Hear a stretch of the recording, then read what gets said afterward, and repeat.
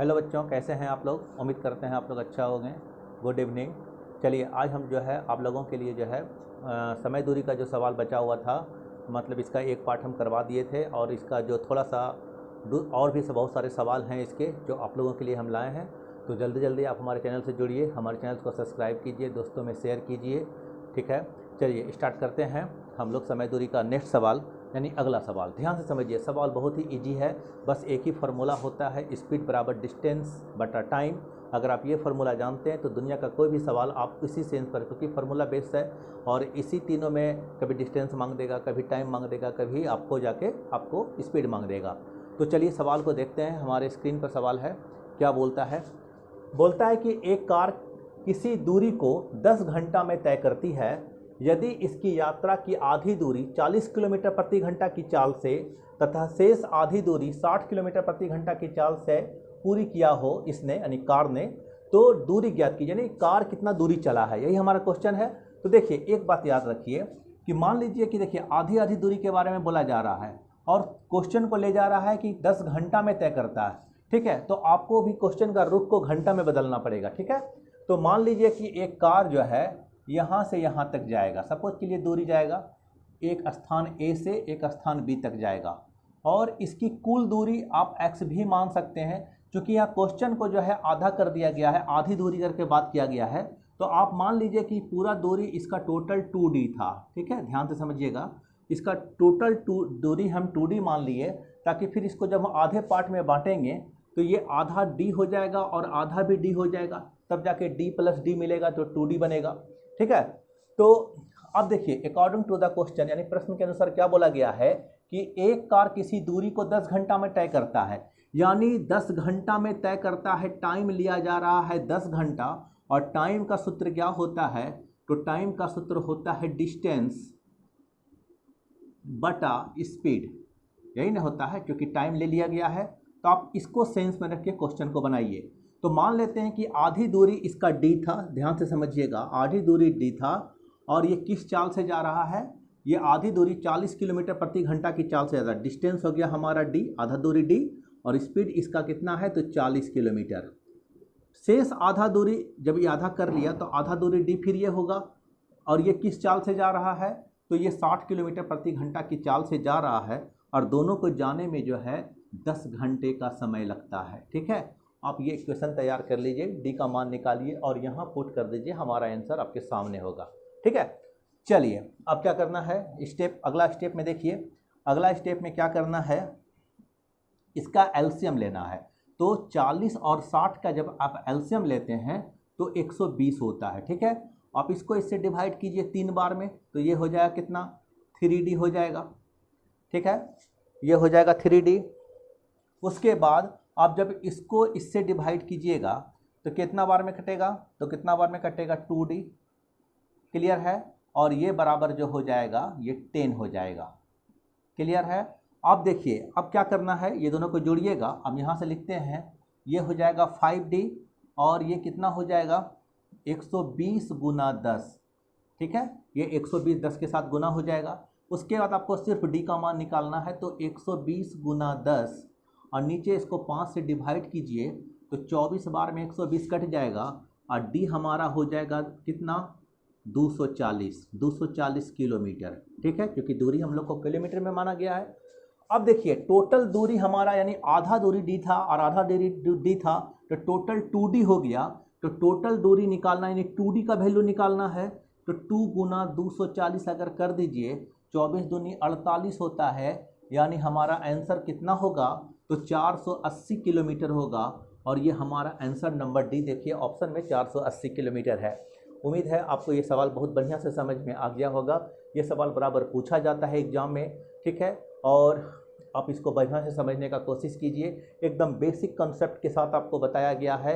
जल्दी से हमारे चैनल से जुड़िए। आप अगर नए आए हैं तो जल्दी से हमारे चैनल को सब्सक्राइब कर लीजिए। हमारा जो भी बताया गया क्वेश्चन होगा एकदम बेसिक से बताया होगा, जो कि ताकि आप लोग को आसानी से, हर बच्चे को समझ में आसानी से आ जाए।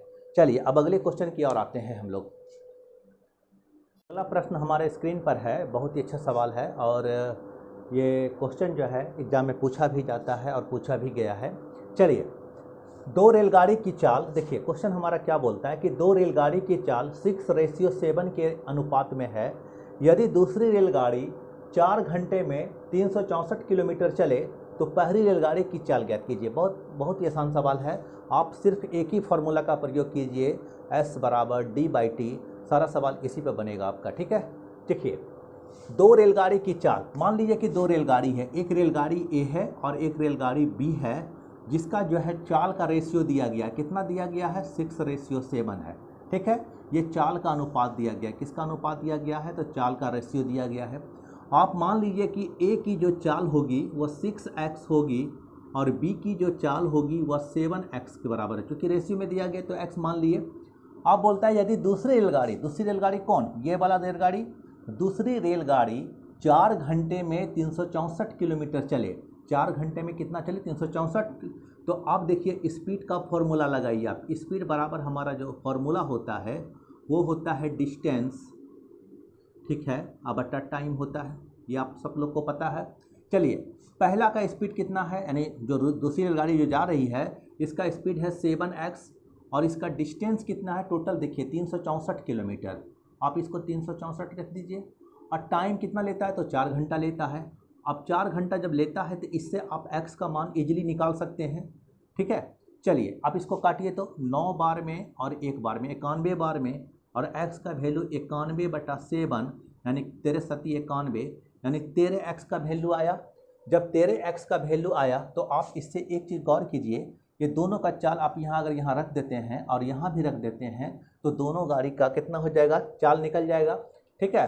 तो हमको मांगा गया है क्या? पहली रेलगाड़ी की चाल ज्ञात कीजिए। पहली रेलगाड़ी A था और इसका चाल था 6x और 6 गुना अगर 13 कीजिएगा तो 78 आएगा। क्लियर है? और 78 आएगा और ये चाल है तो चाल हमारा किस में निकलता है? 78 किलोमीटर प्रति घंटा में, ठीक है। और देखिए हमारा ऑप्शन नंबर C है। उम्मीद है आपको ये सवाल आसानी से समझ में आ गया होगा। तो चलिए अब अगले क्वेश्चन की ओर आते हैं हम लोग। चलिए अगला क्वेश्चन हमारे स्क्रीन पर है। बहुत ही अच्छा सवाल है। देखिए क्वेश्चन में क्या बोला गया है कि 3 कार की चाल 2-3-4 के रेशियो में है। समान दूरी तय करने में इन कारों द्वारा लिए गए समय का अनुपात। देखिए 3 कार का आपका चाल का रेशियो दिया गया है और 3 कार का चाल का रेशियो दिया गया है। कितना रेशियो दिया है? तो 2-3-4 है। उसके बाद बोल रहा है कि समान दूरी, वही दूरी जब जिस चाल से जा रही है तो जहाँ जा रही है उस समान दूरी को तय करने में इसका समय का रेशियो क्या होगा, ठीक है। तो आपको एक बात याद रखना पड़ेगा कि आप ध्यान से देखिए कि चाल जो होता है ना, चाल जो होता है वह डायरेक्टली प्रोपोर्शनल होता है किसके? 1/टाइम के। इसका मतलब ये क्या हो गया कि अगर आप चाल बढ़ाइएगा तो आपका समय क्या होगा? घटेगा। मान लीजिए कहीं हमको जाना है, 100 किलोमीटर की दूरी तय करना है। अगर हम अपना चाल बढ़ा दें, यानी अपना हम चाल स्पीड में जाएं, मान लीजिए कि हम 100 किलोमीटर प्रति घंटा की चाल से जा रहे हैं, ठीक है, तो हमको समय कम लगेगा। लेकिन हम जैसे ही अपना चाल घटाएंगे, हम 50 कर देंगे अपना चाल को, अपना स्पीड को हम अगर 50 करते हैं तो समय हमारा बढ़ जाएगा। तब वही दूरी जाने में हमको 100 किलोमीटर जाने में क्या लगेगा? और भी ज़्यादा समय लग जाएगा।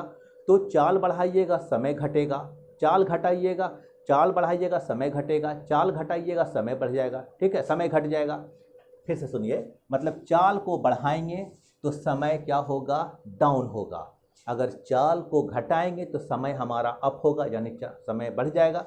चलिए तो इसी फॉर्मूला का प्रयोग हम लोग करेंगे। चाल किसका डायरेक्टली प्रोपोर्शनल होता है ना, D बराबर सूत्र होता है, D कहते हैं स्पीड, यहाँ एक बात याद रखिएगा, स्पीड होगा, यहाँ क्या होगा? स्पीड, ठीक है। तो स्पीड बराबर जो होता है वो सूत्र होता है ना D/t। तो आप D को हटा दीजिए तो ये सीधा D को यहाँ रख दीजिए तो यहाँ 1 लिख सकते हैं ऐसा। तो इसी फार्मूला पर बनाएंगे। तो देखिए मान लीजिए 3 गो कार है A, B और C। इसका चाल दे दिया गया है 2, 3, 4।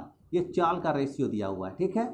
अगर आप इसको क्या करते हैं, इसको उलट देते हैं तो ये टाइम में चेंज हो जाएगा, यानी A, B और C इसका रेसिप्रोकल कर दीजिए तो ये कौन सी में कन्वर्ट हो गया? ये कन्वर्ट हो गया टाइम में। अब इसको हम लोग टाइम बोलेंगे क्योंकि चाल का उल्टा टाइम होता है। बस ये तीनों का एलसीएम निकालिए और इससे इसको गुना कीजिए, आपका आंसर आपके सामने आ जाएगा। तो A, B, C हो गया अब देखिए ध्यान से 1/2 रेशियो 1/3 1/4, अगर हम 2 3 4 का रेशियो एलसीएम लेते हैं तो हमारा एलसीएम कितना होता है 12। अब क्या करना है, इसको एलसीएम निकालना है, यानी 2 3 और 4 का एलसीएम लीजिए, एलसीएम, और एलसीएम हमारा आएगा 12। ठीक है, आप इसको 12 से गुना कर दीजिए बस, और कुछ नहीं करना है। 12 से गुना कर दीजिए, 12 से गुना कर दीजिए, ये कट के 6 आ गया, ये कट के 4 आ गया, ये कट के 3 आ गया। तो हमारा जो नेट रेशियो आया, एबीसी का जो रेशियो आया वह 6 और 4 रेशियो 3 का रेशियो आया, और यही तो हमारा आंसर हुआ जो कि टाइम में है। ठीक है, और देखिए यह ऑप्शन नंबर किस में है, तो ऑप्शन नंबर डी में मौजूद है। तो ऐसे प्रश्न को आप आसानी से इस तरीक़ा से बना सकते हैं। ठीक है, चलिए आज के लिए इतना ही। आप उम्मीद है जितना भी सवाल बताएं उसको बढ़िया से देखिए, घर में बनाइए। ठीक है, और जितना ज़्यादा प्रैक्टिस कीजिएगा आपका मैथ उतना बढ़िया होते चला जाएगा। और जल्दी से हमारे चैनल को सब्सक्राइब कीजिए, अच्छा लग रहा है तो आप खुद अपने मेरे चैनल को सब्सक्राइब कर दीजिएगा, लाइक कर दीजिए, बेल आइकन के बटन को दबा दीजिए, ताकि जो भी हमारा वीडियो अपलोड हो आप तक आसानी से पहुंच जाए। चलिए आज के लिए इतना ही, धन्यवाद।